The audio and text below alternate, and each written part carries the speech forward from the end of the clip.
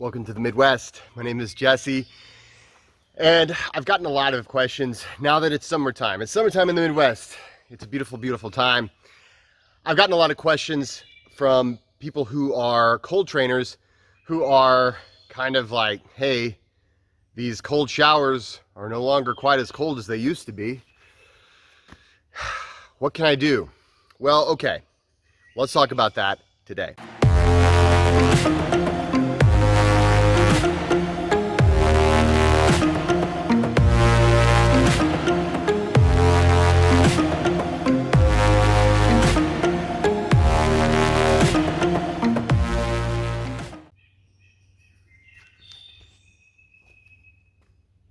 Welcome to the Midwest. My name is Jesse, and today I'm talking about how you can use this summer to improve your cold training. So, of course, right now it's warm outside. It's not a great time to go outside and get a cold exposure, but it is a great time to bump up your cold exposure. The summertime is an excellent time to do that, and let's talk about why. Now, your cold shower is not quite as cold. Here in the Midwest, I know my cold shower, it's always warmer in the summertime, and especially whenever I first started cold training, I started in February, whenever for this area it was at its coldest. And of course, as the year went on, it got warmer and warmer, and next thing you knew, I didn't feel like I was getting very much of a cold exposure, especially during the summertime.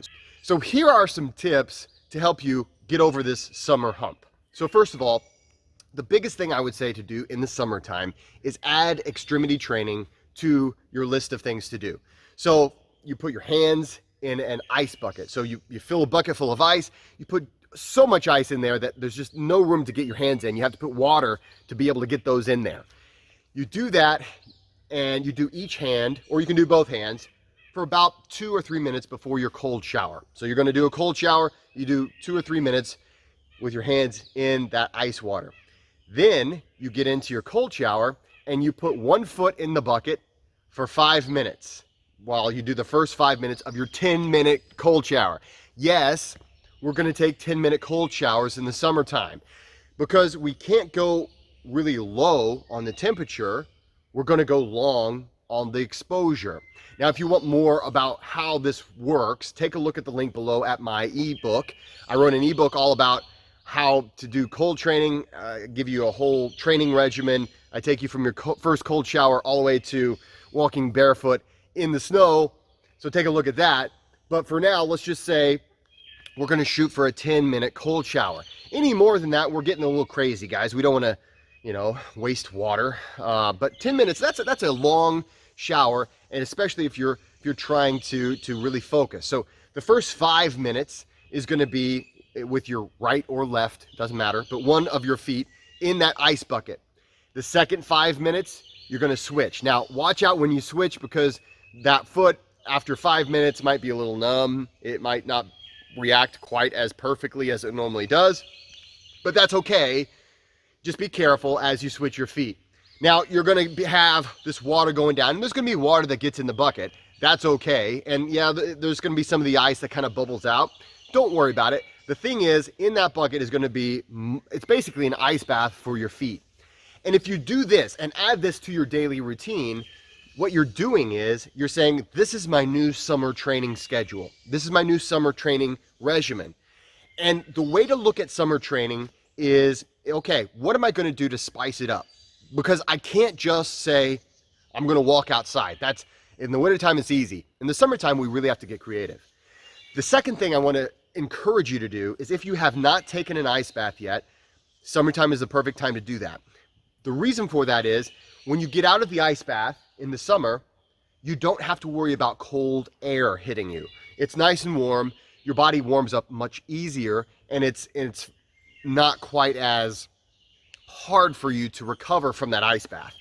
You get into the ice bath, maybe 90 seconds, maybe 2 minutes. Again, take a look at my ebook, and it'll kind of give you a better way to judge how to do that. But basically, you get into your ice bath, you get out, and the nice thing is, you're not having to worry about wind chill, and you get, if nothing else, you get to just stand there in the sunshine, and it almost warms it up for you. So it makes your cold exposures easier. It allows you to ease into ice bathing, so that if you keep doing it over the summertime, as it turns fall, as it turns winter, you're getting more acclimated to that, and you're basically incrementally becoming a better ice bather. And you're, by the time it becomes, December or January, you're ready for getting out of an ice bath into ice cold air as well. How do I do this? So when it comes to summer ice bathing, it can be a little expensive. Now, you've probably seen a lot of different setups. You can, if you just want to go straight into it, you can check out the ice chest, the deep freeze ice chest. There's a book that I'll link below, how to convert a deep freeze into an ice bath. Whenever I first started out, I had a horse trough. Here in the Midwest, we have a lot of horses and cows and livestock and all kinds of, it's a very farm friendly area. So it was very easy for me to get a horse trough, and my body fit in it just fine. And what I would do, I wouldn't take an ice bath every day, and I don't recommend you do. Again, ebook, take a look. But when I first started off, I would take an ice bath with my friend maybe twice a week, maybe once a week for the first few weeks, then twice a week, and just kind of work my way to something. Now, what you'll notice is you're buying a lot of ice. You can't, there's no way to make that much ice in your ice machine in your refrigerator. So you're going to be buying quite a bit of ice.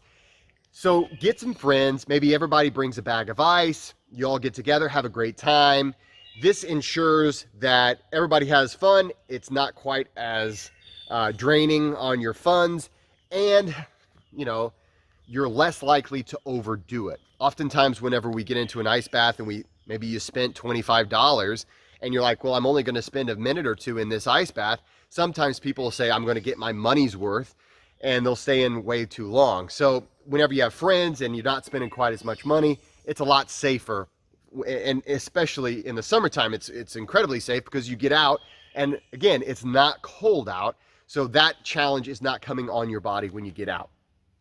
If you've already gotten into ice bathing, summertime is a great time to up the ante. Summertime is a great time to push yourself a little harder. Now, that does not necessarily mean more ice, and it does not necessarily mean longer exposures. It can mean those things, but again, it depends on where you are in your practice. Again, I'm not trying to beat you over the head with my ebook, but these are all things I talk about in more detail in my ebook. So again, take a look. But when it's nice and warm outside, when you don't have the element of cold waiting for you outside of the ice bath, you can really say, okay, maybe I'm going to try an exercise that I give in detail in the ebook called heavy singles. And just a simplified version of that is basically, I'm going to get in for so much time, I'm going to get out for so much time. I'm going to get in for so much time, I'm going to get out for so much time. I have a video on my channel of me doing like a really short version of heavy singles. Maybe I'll do another video of just me doing heavy singles for you and you can see what it looks like. But basically, that is a great thing to do whenever it's not so cold outside, whenever it's nice and warm, because what you're doing is you're eliminating a challenge and you're adding a challenge elsewhere. If we are a sport, the summertime is your off season. It's the time whenever you're going to try new things. It's the time whenever you're going to try to spice up your cold training. It's not a time whenever you're saying, okay, I need to figure out how to do my same old, same old. Even after cold training, this is my 5th or 6th year, they start running together after a while, of cold training. In the summertime, I look forward to the summertime because it's when I try and experiment new ways of cold training. I love to do, maybe I'll do a longer exposure and I'll get out in a short exposure. Maybe I'll invite friends over and we'll play games. It's time to have fun because you know that you don't have that cold air waiting for you outside. Lastly, for some of us, we just don't have the options, okay? I know. It's like, Jesse, yeah, that'd be so great, but all my friends think I'm weird, first of all, for getting in this ice. You're like the only guy I know who does this. Well, okay, I get that. Believe me, I get that, because for the longest time, and believe me, I don't have a whole lot of friends, even where I live, that say, yeah, let's go jump in a bucket of ice. So I totally get it. The thing is, we have to do the best we can. So at the end of the day, we're just trying to stay safe first and foremost, but also try to have fun with it and try to experiment and kind of just reinvent your practice. Don't get so rigid. That's like probably the hardest lesson for anybody in any kind of training there is not to get into a rigid routine, to look at it as a way of play and not as a way of I have to do this many minutes at this temperature or else I just am not living my life to my fullest. That's just not the way it works. So look at the summer, look at the summertime and say, this is my off season. How am I going to train for my on season? Guys, thanks so much for watching. If you haven't checked out my Patreon club, please make sure to do so. We have a lot of fun in that club. Every month I give you a new breathing technique, actually every month I give you new breathing sessions, a lot of different guided breathing sessions. I also do teach certain breathing techniques that we add to the sessions and we have a lot of fun with. So check out my Patreon. And until next time, guys, please like and subscribe. And don't forget to go out there and be nice to people.